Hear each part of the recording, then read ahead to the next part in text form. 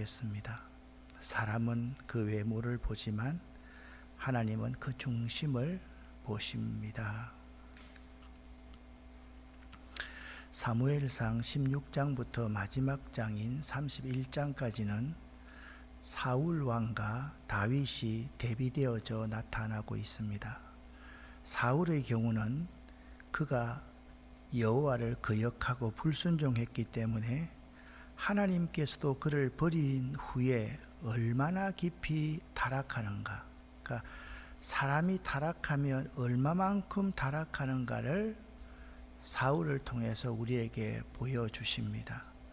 다윗의 경우는 하나님께서 어떻게 그를 환난과 역경 가운데서도 겸손하게 하나님을 따르는 왕으로 훈련시키셨는지를 보여줍니다. 그러니까 16장부터 31장까지의 내용에는 두 가지 키워드가 있습니다. 타락과 하나님의 훈련하심, 훈련, 이 두 가지의 키워드를 여러분이 잘 기억하면서 16장부터 31장을 읽어가면 좋겠습니다. 1절 말씀을 쉬운 성경으로 함께 읽어보겠습니다.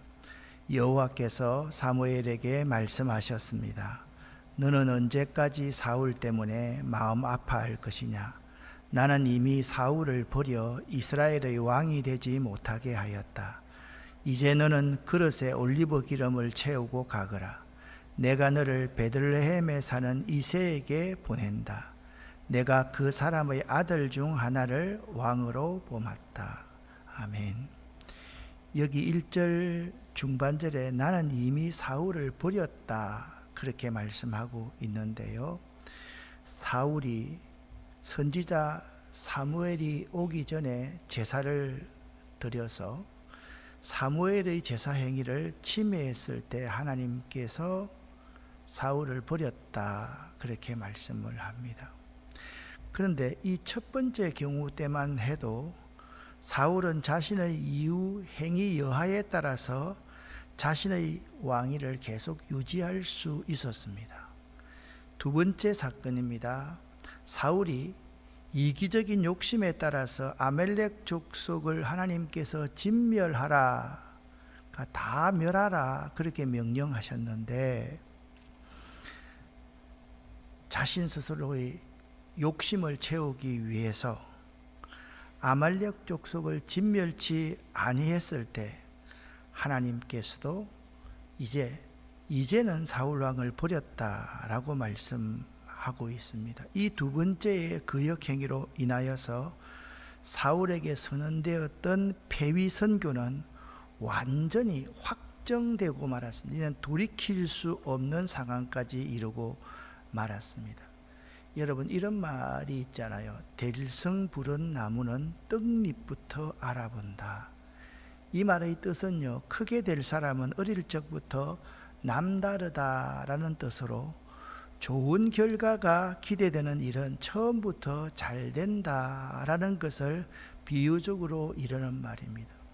사울 왕의 이 속담을 이제 적용을 해본다면 이렇습니다. 가능성이 없는 사람은 처음에 버리는 것이 왕도이다.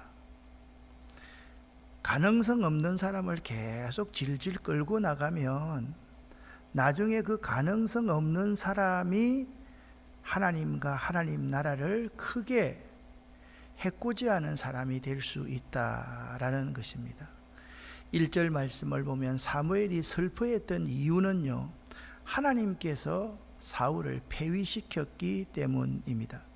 더 정확하게 말하면 사울과 그의 죄악 때문이었고, 이스라엘이 또다시 사사시대의 모습, 자기 소견의 옳은 대로 행하는 모습을 사울 왕이 그대로 보였기 때문이었습니다. 뿐만 아니라 하나님의 자비와 은혜를 배반과 악독으로 갚은 이스라엘에 대한 슬픔, 이 두 가지 때문에 사무엘은 침체에 빠져 있었습니다.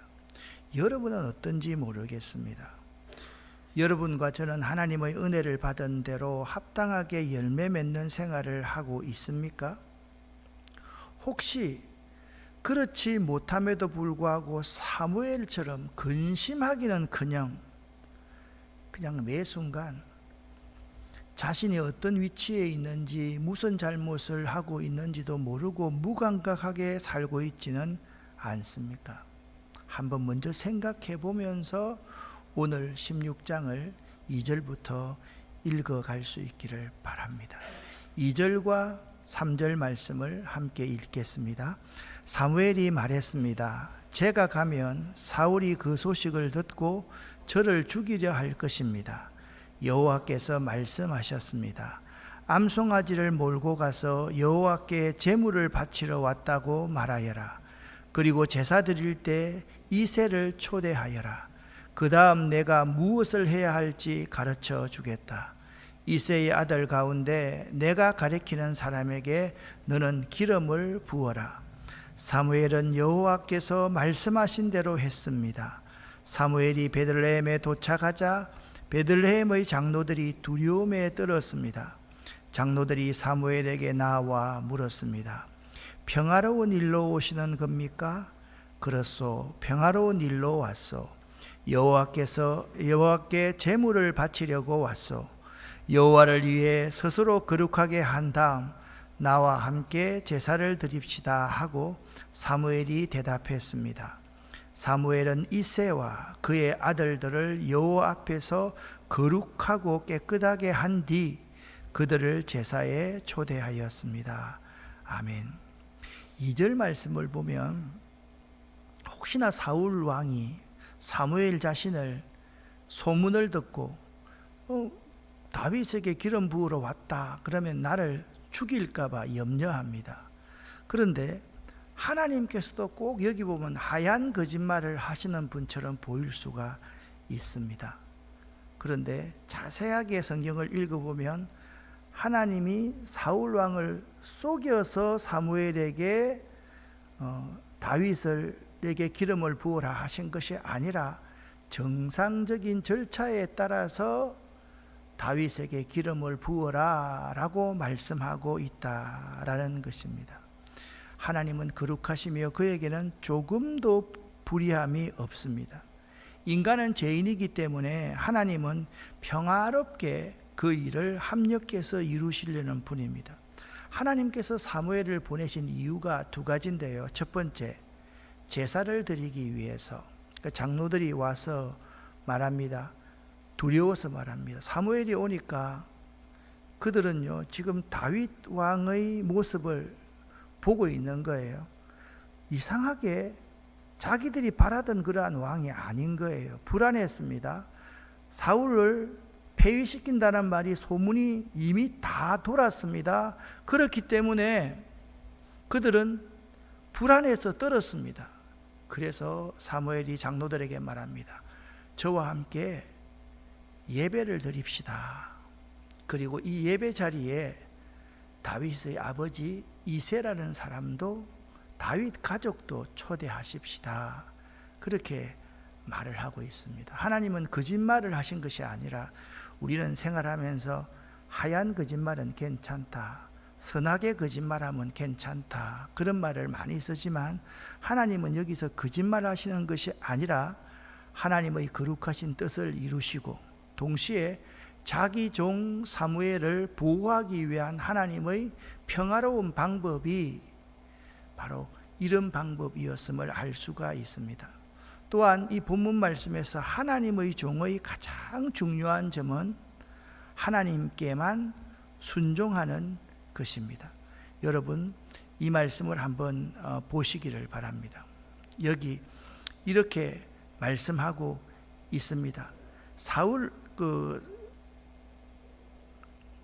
사무엘은요 하나님의 말씀대로 행하였다, 그렇게 말씀하고 있습니다. 사무엘은 여호와의 말씀하신 대로 했습니다. 이것이 하나님의 일꾼에게 가장 중요한 요소입니다. 이 그림은요 우리가 아는 성 프란치스코가 여기 새들에게 설교하는 그러한 그림입니다. 조토 디 본도네라는 사람이 그린 그림인데요. 어느 날 성 프란치스코는 아시시의 병원을 걸어가다가 새들이 떼지어 있는 것을 보고 가까이 다가가서 새들에게 설교를 합니다. 나의 새 자매들이여, 주님께서 여러분에게 평안을 주시기를 기원합니다. 여러분은 여러분을 만드신 분을 많이 찬미하고 사랑해야만 합니다.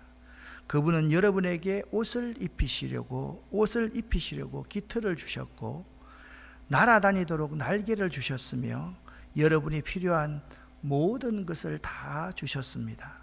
그분은 당신의 창조물 중에서도 여러분을 특별히 귀하게 만드셨고 맑은 대기 속에다 여러분의 집을 마련해 주셨습니다. 여러분은 씨를 뿌리거나 그 누구나 곳간에 모아들이지 않아도 아무런 걱정 없이 살아갈 수 있도록 늘 하나님은 여러분을 보살핍니다. 우스꽝스러운 새들에게 하는 설교 같지만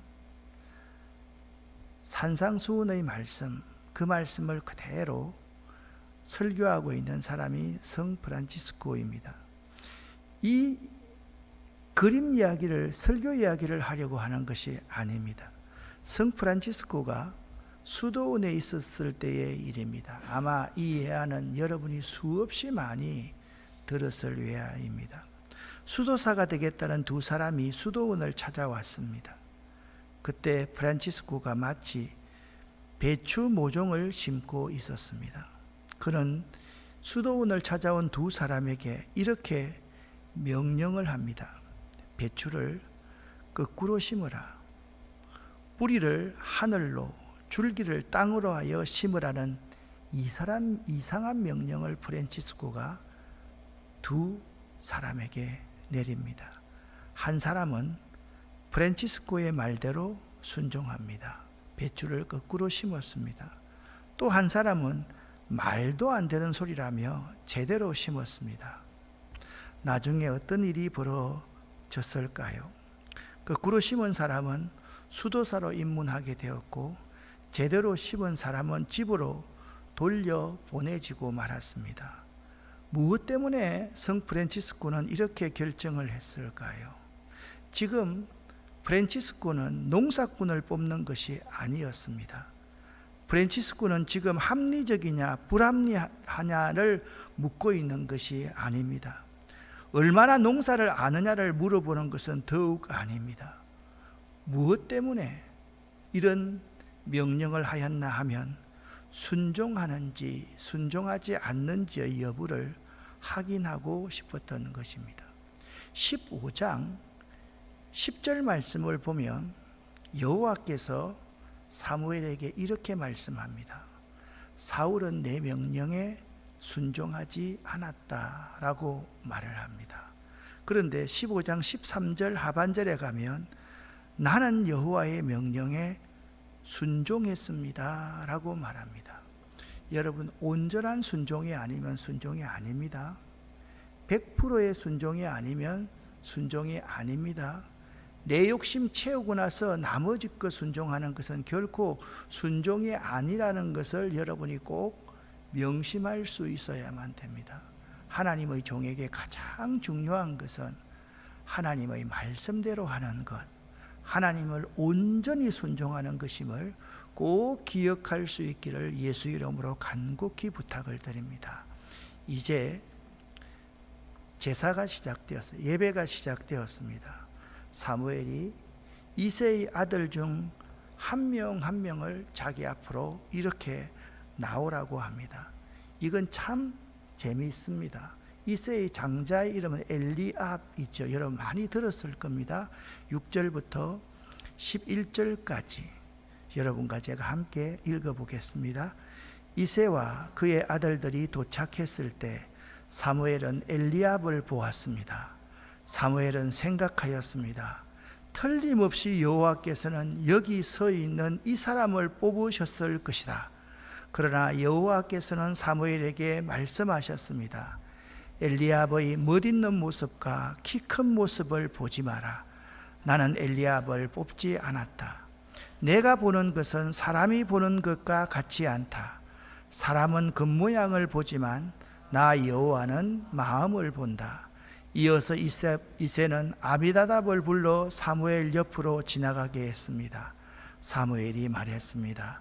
여호와께서는 이 사람도 뽑지 않으셨소. 그러자 이새는 산마를 지나가게 했으나 사무엘은 또 이렇게 말했습니다. 아니요, 여호와께서는 이 사람도 뽑지 않으셨소. 이새는 자기 아들 7명을 사무엘 앞으로 지나가게 했습니다.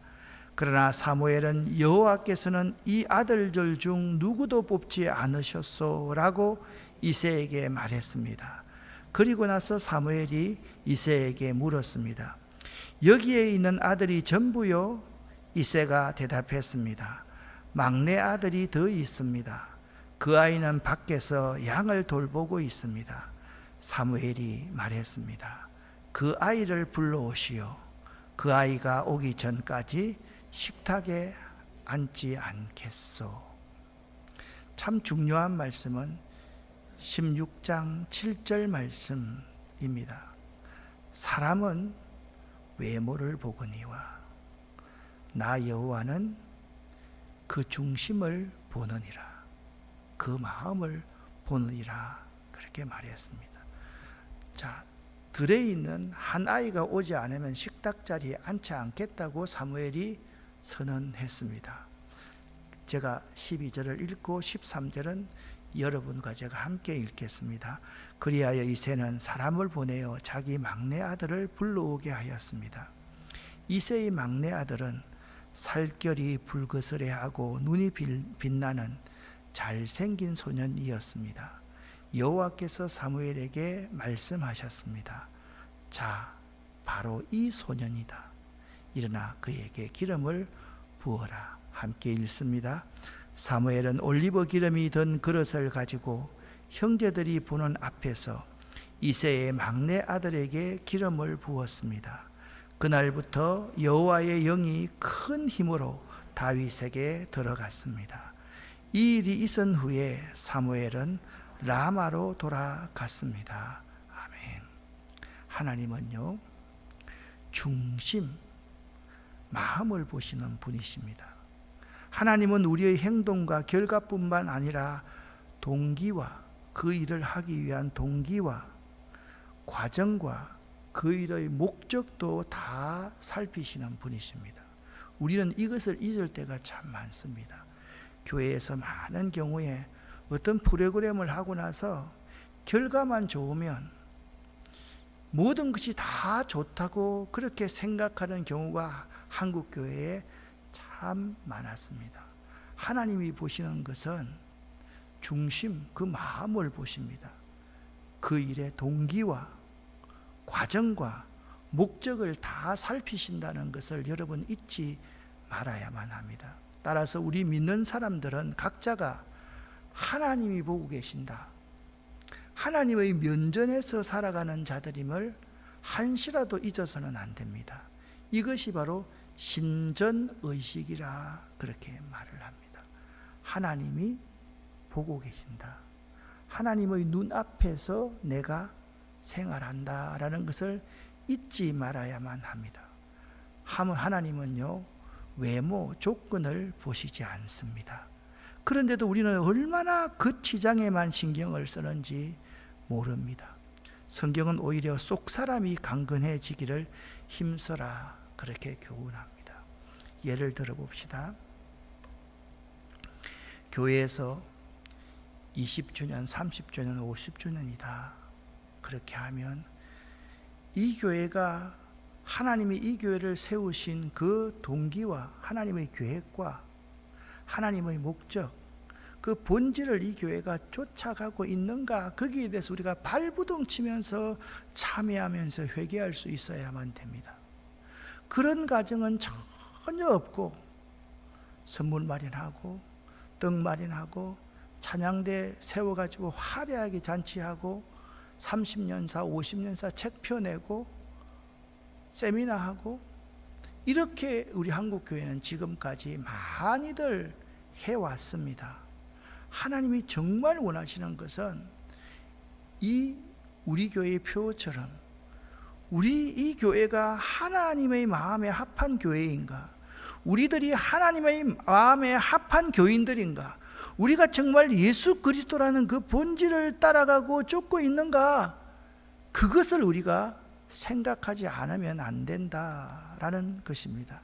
따라서 믿는 우리들은 외적 조건으로 사람을 판단하고 차별 대접하는 일을 그쳐야만 합니다.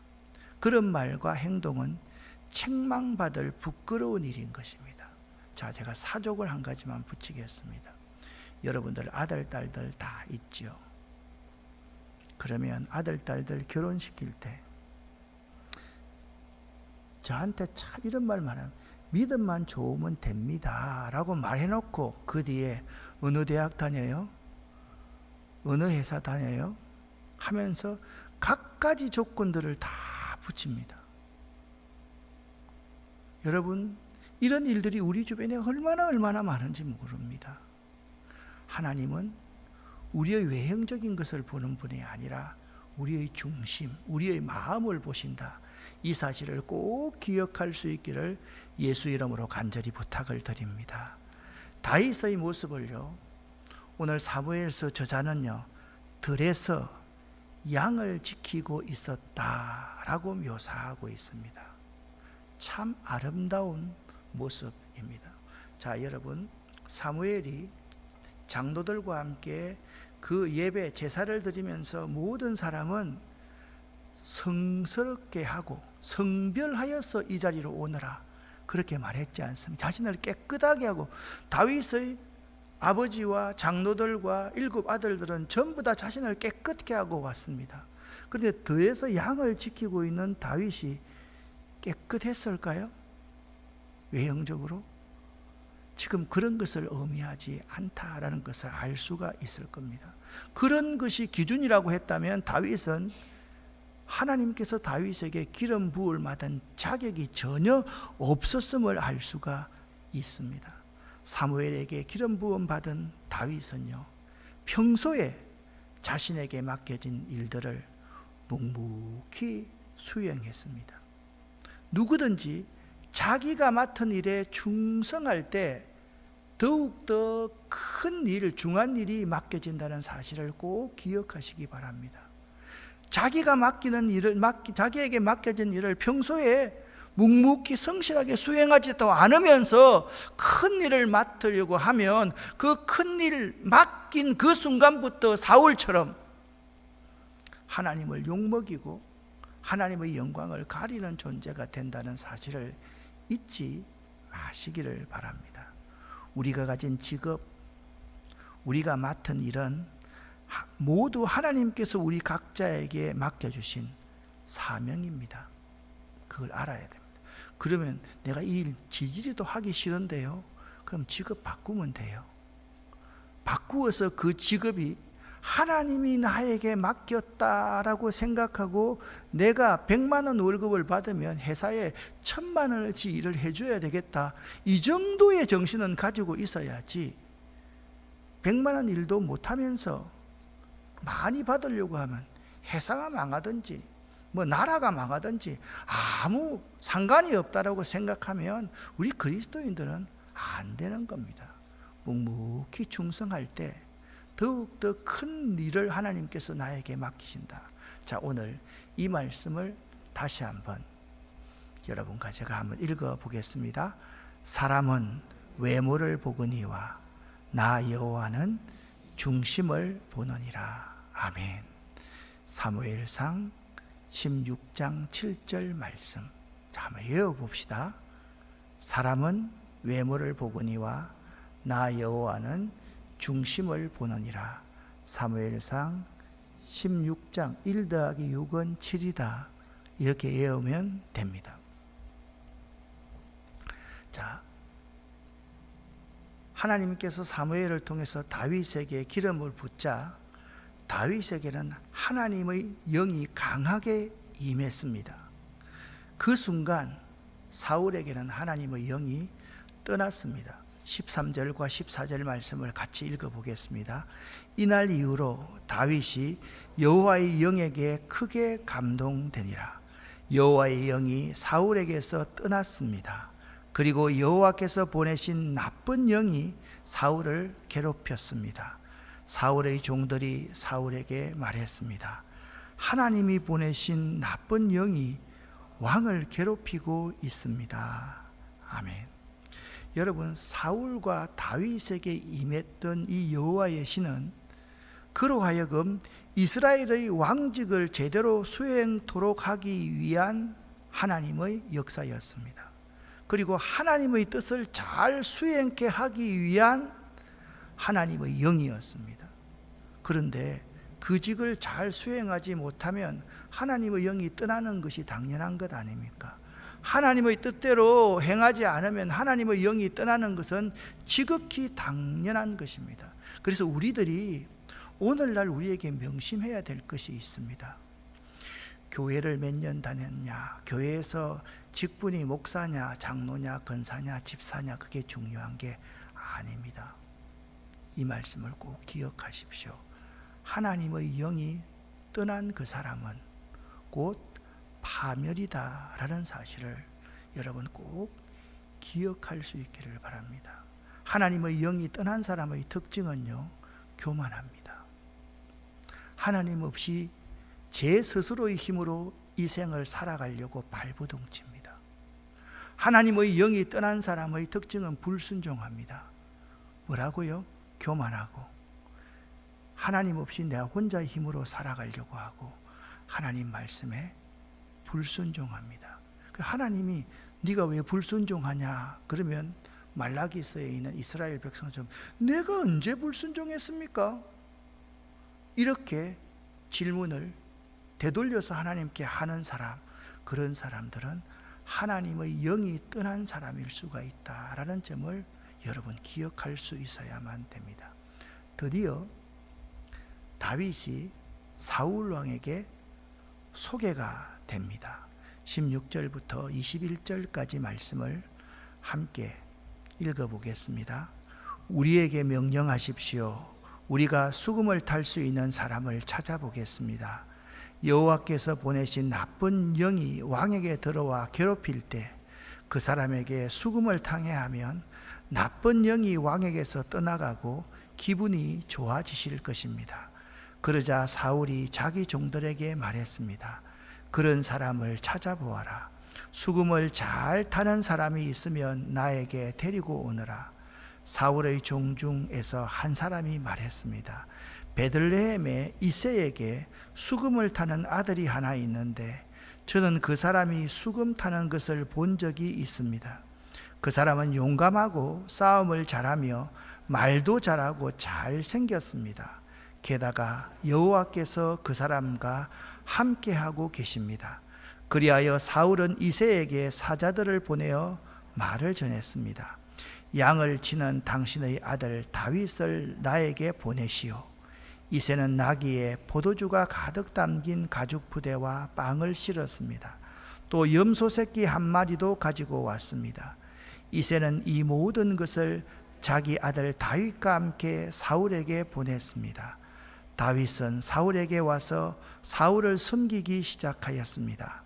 사울은 다윗을 매우 사랑하였습니다. 다윗은 사울의 무기 맡은 부하가 되었습니다. 아멘. 자, 15절에 어떤 이야기가 나옵니까? 사울에게서 하나님의 영이 떠나고 사울은 하나님이 부리시는 더러운 악신 때문에 고통받고 있었다. 바로 그 사건 때문에 다윗이 왕궁으로 들어오게 되었다라는 것입니다. 이어서 22절, 23절 말씀 함께 읽어보겠습니다. 사울은 이새에게 심부름꾼을 보내어 말을 전했습니다. 다윗이 이곳에 머물면서 나를 섬기게 하시오. 나는 다윗이 좋소. 하나님이 보내신 나쁜 영이 사울에게 들어와 괴롭힐 때마다 다윗은 자기의 수금을 타곤 했습니다. 그러면 나쁜 영이 사울에게서 나갔으며 그때마다 사울은 기분이 좋아졌습니다. 아멘. 여러분, 여기서 이렇게 말하고 있습니다. 뭐라고 말하고 있습니까? 나는 다윗이 줬소. 이게요, 사울의 마음속에 끝까지 있었습니다. 그러니까 17장 이후에 계속해서 읽어보면 사울이 악신이 들려서 자꾸 하나님의 사람 다윗을 죽이려고 하지 않습니까? 그런데 그때마다 사울의 마음속 한쪽 곁에 다윗을 인정하는 마음이 항상 있었음을 알 수가 있습니다. 자, 바로 앞에 21절에 다윗이 사울왕에게 인정을 받아가지고 어떤 역할을 부여받았다고 그랬습니까? 찬양하는 역할보다 무기 맡은 관원이 되었다. 자가 되었다. 여러분 보세요. 왕 옆에서 무기를 맡은 자가 됐다는 것은 수행실장, 경호실장, 가장 요직에 다윗이 앉게 되었습니다. 그러면서도 사울이 악신이 때문에 괴로워할 때 수금을 타서 그 악신을 내쫓는 하나님을 찬양하는 사람이 다윗이었다. 그렇게 말씀하고 있습니다. 사랑하는 여러분, 하나님께서는 다윗의 생애를 인도하고 계셨습니다. 장차 그를 왕으로 쓰시기 위하여 양을 돌보는 비천한 목동의 자리에서 이제 궁정 안으로 하나님께서 다윗을 이끌어드리고 계십니다. 또 궁정 안에 있는 것뿐만 아니라 그는 사울 왕의 총애를 받는 자로 들림을 받았습니다. 사울이 고백합니다. 나는 다윗이 줬소. 그렇게 고백하게끔 만들었습니다. 이게 다윗이 행동을 잘해서 그렇게 된 겁니까? 아닙니다. 다윗에게는 무엇이 있었습니까? 하나님의 영이 있었고 사울에게는 하나님의 영이 떠났기 때문에 그렇습니다. 다윗은 무엇보다도 여호와께서 함께 하시는 생활을 하였습니다. 그것은 여호와의 영이 그와 함께 하였기 때문입니다. 다윗은 평상시에 신실한 생활을 했습니다. 여러분, 평상시에 다윗은 어떤 생활을 했다고요? 신전 의식을 가지고 했다. 하나님이 매 순간 나를 보고 계신다. 말 한마디 할 때, 행동 하나 할 때 하나님이 나를 보고 계신다는 의식을 가지고 다윗은 생활했습니다. 그래서요, 그는 자기 인생을 헛되이 살지 않았습니다. 양을 돌봤을 때요, 양들을 인도하고 보호하는 역할을 아주 충실히 했습니다.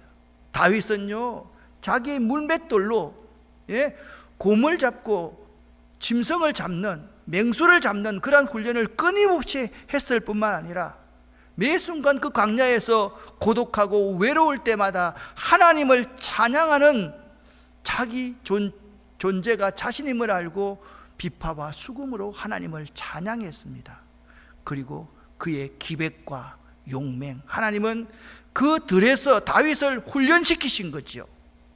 기백과 용맹이 있었고, 그리고 18절 하반절 말씀은 그의 은변도 매우 좋았다, 뛰어났다, 그렇게 말씀하고 있습니다. 오늘 말씀을 읽으면서 제가 가장 좋았던 은혜의 말씀은 바로 이 말씀이었습니다. 같이 한번 읽어보겠습니다. 사람은 외모를 보거니와 나 여호와는 중심을 보느니라. 아멘. 제가 며칠 전에 누가복음 13장을 읽으면서 정말 멋있는 슬로건 하나를 발견했습니다. 그러나 오늘과 내일 그리고 그 다음 날에도 나는 내 갈 길을 가야 한다. 참 이런 구절이 성경에 있었다는 거 여러분 좀 신기하지 않아요?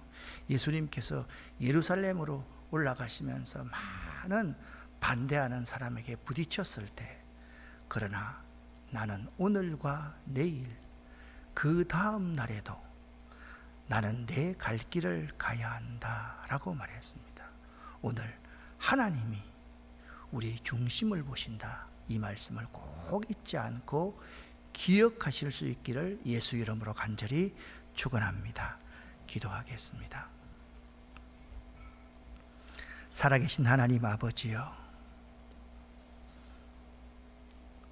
나의 중심을 보고 나의 마음을 보시는 하나님, 나의 동기와 그 가정과 그 목적과 시작과 끝까지 다 보고 계시는 하나님, 하나님 면전에서 날마다 생활하는 우리들 될 수 있기를 원합니다. 여기 우리 어린이 둘이 나왔습니다. 이 어린아이들을 주님 축복해 주시고 이들 평생에 다윗과 같이 자라날 수 있도록 하나님께서 이들에게 하나님의 신을 부어 주시옵소서. 우리 모두에게도 하나님의 신을 부어 주시옵소서. 하나님의 신과 함께하는 저희들 되기를 원합니다. 예수 그리스도 이름으로 축복하옵고 간절히 기도 올립니다. 아멘.